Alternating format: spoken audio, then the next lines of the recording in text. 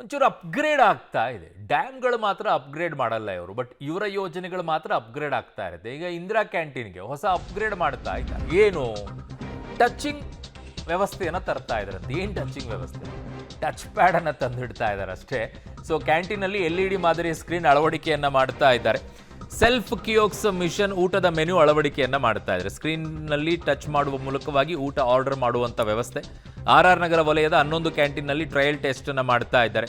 Public ಟಿವಿಯಲ್ಲಿ ಈ ಬೆಂಗಳೂರಿನ ಬಿಗ್ ಎಕ್ಸ್ಕ್ಲೂಸಿವ್ ಆಗಿರುವಂಥ ಸ್ಟೋರಿಯನ್ನು ನಿಮ್ಮ ಮುಂದೆ ಇಡ್ತಾ ಇದ್ದೀವಿ. ಬಿಗ್ ಬೆಂಗಳೂರಿನ ಎಕ್ಸ್ಕ್ಲೂಸಿವ್ ಸ್ಟೋರಿ.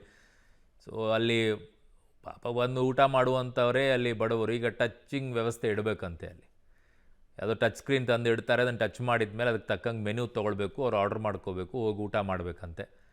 ಮಾಡಿ ಇನ್ನೂ ಏನೇನು ತರ್ತೀರ? ಅಪ್ಗ್ರೇಡನ್ನು ಮಾಡೋದನ್ನು ಮಾಡಿ ಅಂತಂದರೆ ಇವನ್ನೆಲ್ಲ ಅಪ್ಗ್ರೇಡ್ ಮಾಡ್ತಾ ಇದ್ದೀರಾ.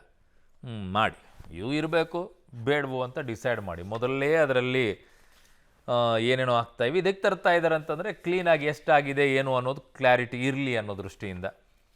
ಇರಲಾರ್ದಕ್ಕೆಲ್ಲ ಬಳಸ್ತೀರ. ಈಗ ನಡೀತಾ ಇತ್ತಲ್ವ ಚೆನ್ನಾಗಿ.